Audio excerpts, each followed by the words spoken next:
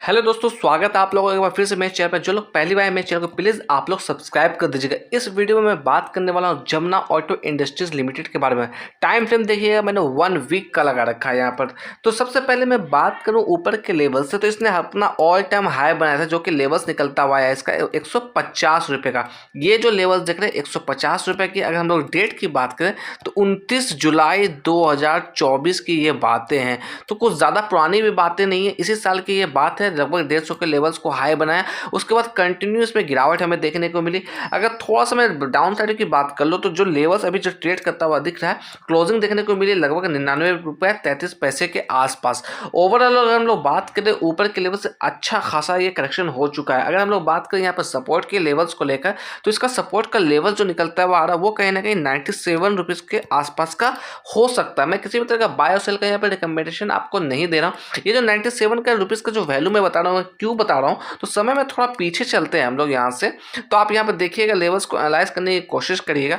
ये जो आप देख रहे हैं हाई जो इसने बनाया था, यहाँ पर थोड़ा सा मैं कैंडल को जूम इन कर दूँ तो तेजी हमें देखने को मिली थी। ये जो हाई आप देख रहे हैं ये आज से लगभग 5 से 6 साल पहले की बात है। ये बातें हो रही है लगभग 23 अप्रैल 2018 की। तो 2018 में इसने जो प्रीवियस हाई बनाया था ये ऑलमोस्ट 97 रुपीज़ का ही हाई था। तो ठीक उसी लेवल के पास ये ट्रेड करता हुआ दिख रहा है। अभी करंट प्राइस की बात करें तो 99 रुपीज़ है। तो ठीक उसी सपोर्ट के पास ट्रेड करता हुआ दिख रहा है, जो कि आज से 6 साल पहले इसकी ट्रेडिंग प्राइस थी। यहाँ पे कुछ और चीज़ों का अगर हम लोग चर्चा करें तो ये जो स्टॉक्स है अपने 50 डे मूविंग एवरेज के नीचे ट्रेड करता हुआ दिख रहा है। अगर हम लोग 50 डे मूविंग एवरेज की वैल्यू की बात करें तो इसकी जो वैल्यू निकलती हुई आ रही है 107 रुपये। अगर हम लोग बात करें यहाँ पर 200 डे की मूविंग एवरेज की, तो इसकी जो वैल्यू निकलती हुई आ रही है ये 117 है। तो ठीक इस दोनों के नीचे ये ट्रेड करता हुआ दिख रहा है। तो खरीदारी के लिए आप सोच समझ के खरीदारी करिएगा, अपने रिस्क के हिसाब से अपना डिसीजन लीजिएगा, क्योंकि पिछले 6 साल के पहले जहाँ पर ट्रेड करता हुआ दिख रहा था ठीक उसी लेवल के पास ये स्टॉक्स आके अभी ट्रेड करता हुआ दिख रहा है। अगर मैं बात करूँ इसके लिए इंपॉर्टेंट सपोर्ट को लेकर, जो कि कहीं ना कहीं हमारा रेजिस्टेंस लेवल अब हो सकता है,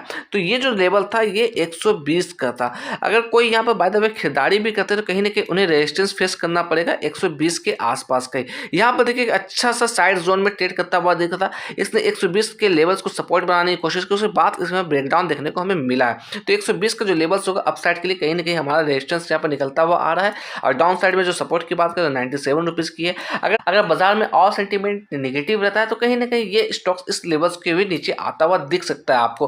परफॉर्मेंस की बात करें तो अकॉर्डिंग टू टिकट परफॉर्मेंस यहाँ पर लो नजर आता हुआ दिख रहा है। वैल्यूशन की बात करें तो वैल्यूशन यहाँ पर हाई नजर आता हुआ दिख रहा है। अगर हम लोग बात करें एंट्री पॉइंट की तो ये भी एवरेज नजर आता हुआ दिख रहा है। अगर यहाँ पर मैं बात कर लूँ थोड़ा फोरकास्ट एंड रेटिंग्स की, तो आप देखिएगा 2 एक्सपर्ट ने इसे कवर किया जिसमें बाइंग की 100% रिकमेंडेशन है।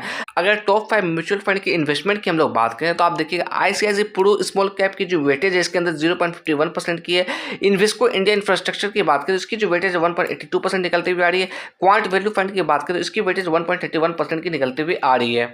एक नज़र अगर हम लोग शेयर होल्डिंग पैटर्न्स पर डालें तो प्रमोटर्स के पास 49.94% की हिस्सेदारी, ऑलमोस्ट हम लोग 50% की हिस्सेदारी कहेंगे। म्यूचुअल फंड की बात करें तो लगभग 5.20% की हिस्सेदारी है। अगर डीआईएस की बात करें तो 0.09% की हिस्सेदारी है। अगर फॉरेन इन्वेस्टर की बात करें लगभग 5.5% की हिस्सेदारी है। और रिटेलर्स की बात करें तो ऑलमोस्ट 39% की हिस्सेदारी यहाँ पर रिटेलर्स के पास नजर आती हुई दिख रही है। अगर हम लोग इसके अंदर रिटर्न की बात करें तो पिछले 5 सालों में लगभग 150% का रिटर्न बना कर दिया। अगर पिछले 2 सालों से बात करें तो नेगेटिव रिटर्न निकलता हुआ आ रहा है। हम लोग पिछले 6 महीने से बात करें लगभग 23% की नेगेटिव रिटर्न है। पिछले 3 महीने से बात करें लगभग 21% के नेगेटिव रिटर्न है।